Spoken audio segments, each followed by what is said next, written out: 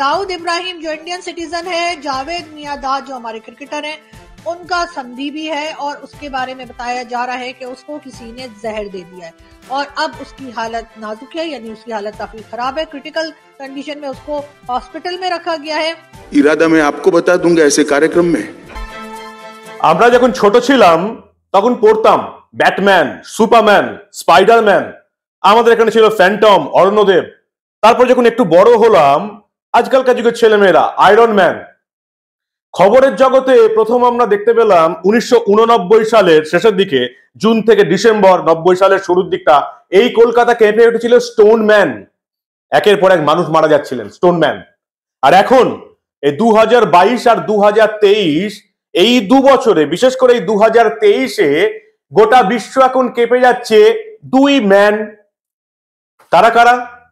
তারা হচ্ছে the unknown gunman and the poison man. The unknown gunman and poison man.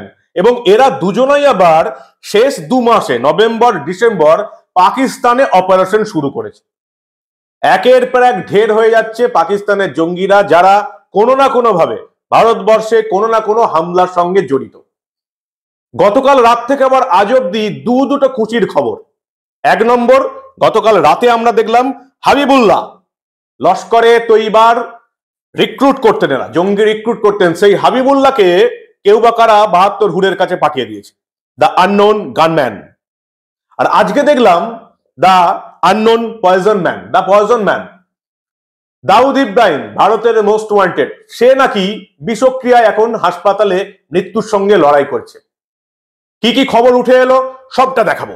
ভারতবর্ষের ইতিহাসের এই গুরুত্বপূর্ণ খবর দেখুন শেষ অবধি। আমি মানব, দা নিউজ বাংলায় আপনাদের স্বাগত জানাচ্ছি।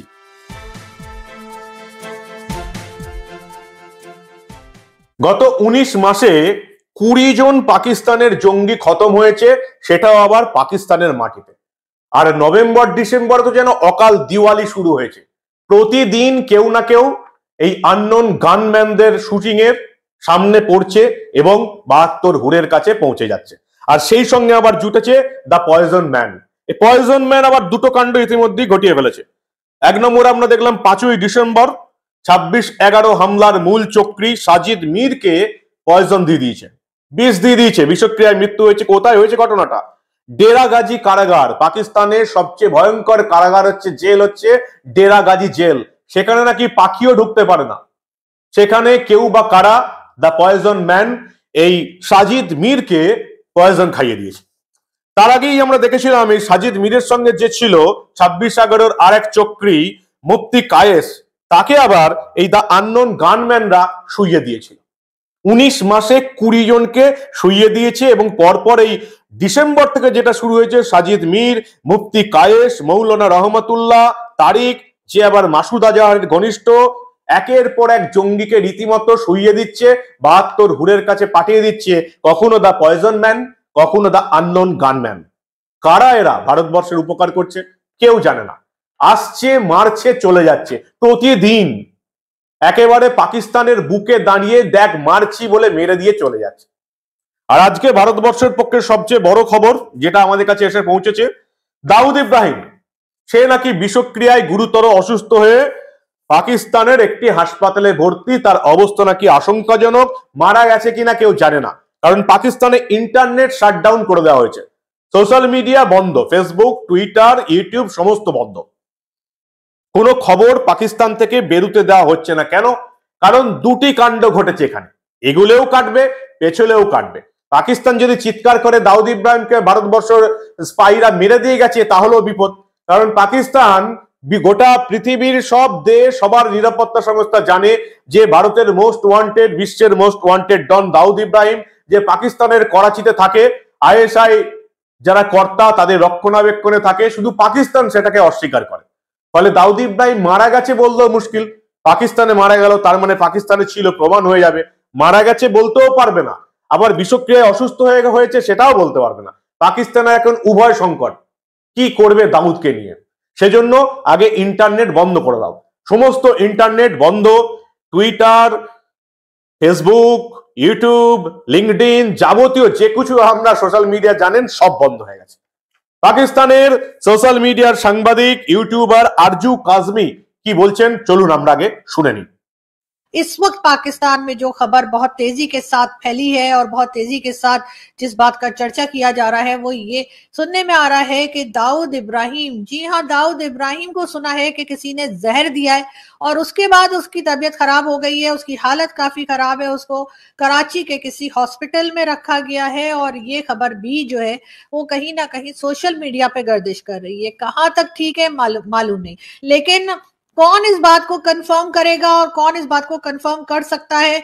आप लोग जानते हैं कि अगर कोई भी नाम लेगा, कुछ भी कंफर्मेशन करने की कोशिश करेगा तो फिर उसकी भी शामत आ जाएगी। लेकिन एक बात जो इस बात की तरफ इशारा करती है कि कहीं ना कहीं दाल में कुछ काला है, उसका रीजन ये है कि पाकिस्तान में इस वक्त चाहे वो ट्विटर हो, गूगल सर्विसेज हो या फिर यूट्यूब हो, ये सब के सब जितने भी ऐसी जगहें हैं जहां पर लोग बात कर सकते हैं, कोई वीडियो लगा सकते हैं, कुछ लिखकर लगा सकते हैं, कुछ लिख सकते हैं, कोई ट्वीट कर सकते हैं, वो सबके सब डाउन कर दिए गए हैं। जी हाँ, सर्वर की तरफ से ये सारी चीजें जो है वो डाउन कर दी गई हैं। पाकिस्तान में ना तो ट्विटर ओपन हो रहा है, ना पाकिस्तान में गूगल सर्विसेज चल रही हैं और ना ही पाकिस्तान में यूट्यूब चैनल्स इस वक्त काम कर रहे हैं। अब ये एकदम से ये सारी की सारी सर्विसेज डाउन क्यों हो गई हैं? यकीनन कुछ ना कुछ गड़बड़ है, कोई ना कोई बात ऐसी जरूर है जिसको छुपाया जा रहा है। শুনলেন পাকিস্তানের ইউটিউবার আরজু কাজমি কি বললেন। একেবারে সত্য কথা তিনি বলে দিয়েছেন, ইন্টারনেট বন্ধ করে দিয়েছে, কিন্তু কিছু তো ব্যাপার আছে। দাউদ ইব্রাহিমের খবর পাকিস্তানের সমস্ত সংবাদ মাধ্যম করেছে বিষক্রিয়ায় অসুস্থ হয়ে, গুরুতর অসুস্থ হয়ে আন্ডারওয়ার্ল্ড ডন দাউদ ইব্রাহিম পাকিস্তানের একটি হাসপাতালে ভর্তি। সমস্ত পাকিস্তান মিডিয়া ছেয়ে গেছে। লাহোর, করাচি, ইসলামাবাদের মতো শহরে কড়া সতর্কতা অবলম্বন করা হয়েছে। পাকিস্তানের বিভিন্ন শহরে সমস্ত সার্ভার, নেট সার্ভার একেবারে সার্ভার ডাউন করে দেওয়া হয়েছে, কোনো সোশ্যাল মিডিয়া কাজ করছে না। এবং আমরা যেটুকু খবর পেয়েছি, মুম্বাই পুলিশও নাকি দাউদের স্বাস্থ্যের বিষয়ে খবর নেওয়ার চেষ্টা করছে। কারা মারলো দাউদকে? The poison man. ওই যে প্রথমেই যেটা বললাম, দ্য পয়জন ম্যান। পয়জন ম্যানের আমরা কাণ্ড দেখলাম, এই ডেরাগাজী কারাগারে সাজিদ মীরকে মেরে দিয়ে চলে এলো। এবার নাকি দাউদ ইব্রাহিম, যার বাড়িতে একটা মাছি পর্যন্ত গলতে পারে না, আইএসআই এতটাই নিরাপত্তা দিয়ে রেখেছে, সেই বাড়ির মধ্যে ঢুকে কে বা কারা দাউদ ইব্রাহিমকে বিষ দিয়ে দিল, কিভাবে দিল, সেটাই রহস্য। এই রহস্যটা আমরা হয়তো এবার টিভির পর্দায়, টেলিভিশনের পর্দায়, সিনেমার পর্দায় দেখতে পাবো। দাউদ ইব্রাহিম আপনারা জানেন যে 1993 12ই মার্চ মুম্বাই যে ধারাবাহিক বোমা বিস্ফোরণ হয়েছিল, সেটা পাকিস্তানের করাচিতে বসে দাউদ নিয়ন্ত্রণ করেছিল, এমনটাই খবর। বিভিন্ন রকমের চোরাচালান, জঙ্গি নেটওয়ার্ক ব্যবহার করে পাকিস্তানের আইএসআই কে সাহায্য করে ভারত বিরোধী কার্যকলাপ করতে, এবং আমেরিকা থেকে শুরু করে রাষ্ট্রপুঞ্জ সবার খাতাতেই 1 নম্বর মোস্ট ওয়ান্টেড বিশ্বমানের জঙ্গি দাউদ ইব্রাহিম। তবু পাকিস্তান বারবার অস্বীকার করে গেছে যে দাউদ ভারতে আছে। ভারতের স্বরাষ্ট্রমন্ত্রী অমিত শাহ তাকে একটা প্রোগ্রামে মেইনস্ট্রিম মিডিয়ার, টেলিভিশন মিডিয়ার একজন বিখ্যাত সাংবাদিক প্রশ্ন করেছিলেন, দাউদ ইব্রাহিমকে নিয়ে আপনাদের ইরাদা কি চাইছেন আপনারা? অমিত শাহ বলেছিলেন, এই রকমের প্রোগ্রামে কি ইরাদা বলা যায়? ঠিক কি বলেছিলেন অমিত শাহ? আজকে দাউদ ইব্রাহিমের এই ঘটনার পর সেই চ্যানেলটি নিজেরাই এই ভিডিও আপলোড করেছে। শুনুন আপনারা স্বরাষ্ট্রমন্ত্রী অমিত শাহকে। इरादा मैं आपको बता दूंगा ऐसे कार्यक्रम में। क्या भले आदमी, इतना ही पहचानते होंगे। इरादा मैं आपको बता दूंगा ऐसे कार्यक्रम में। পরপর দুটো ঘটনা। রবিবার রাতে হাবিবুল্লাহ লস্করি তৈবার প্রধান রিক্রুটার, অর্থাৎ জঙ্গি রিক্রুট করত। পৃথিবীর ইতিহাসে লোকে শিক্ষক নিয়োগ করে, প্রফেসর নিয়োগ করে, অন্যান্য চাকরির ক্ষেত্রে নিয়োগ হয়, আর এই হাবিবুল্লাহ লস্করি তৈবা, যার প্রধান ডেরা হচ্ছে পাকিস্তানে, তারা জঙ্গি রিক্রুট করে।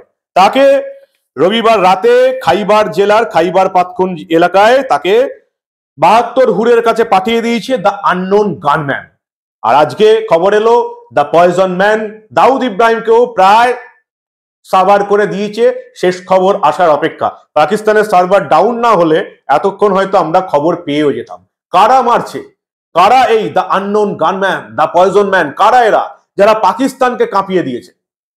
পাকিস্তান 77 বছর ধরে, স্বাধীনতার 77 বছর ধরে ভারত যেখানে চাঁদের দক্ষিণ মেরুতে বিশ্বের প্রথম দেশ হিসাবে চন্দ্রযান নামিয়ে ফেলেছে, সেখানে পাকিস্তান এই 77 বছরে একটাই টার্গেট, ভারতে 5টা জঙ্গি ঢুকিয়ে দাও, কিছু লোক মেরে চলে আসুক। ৭৭ বছরে পাকিস্তান যেখানে ছিল সেই ৪৭-এর 15ই আগস্ট যেখানে তাদের ছাড়া হয়েছিল সেখানেই পড়ে আছে। পাকিস্তানের যুবক সমাজ কিন্তু এবার জেগে উঠেছে। তারা বুঝে গেছে তাদের রাজনীতিবিদরা কতটা ভাঁওতাবাজি দিয়ে তাদের এই ৭৭ বছর ধরে ভুল বুঝিয়ে রেখেছে, ভারত বিদ্বেষী একটা মনোভাব সৃষ্টি করে। আর এই ভারত আর কংগ্রেসের ভারত নয়, এই ভারত এবার পাল্টা মার দিতে জানে। যদিও ভারতবর্ষের তরফ থেকে অস্বীকার করা হয়েছে যে ভারত কখনো বিশ্বের কোনো দেশে এই ধরনের অপারেশন চালায় না।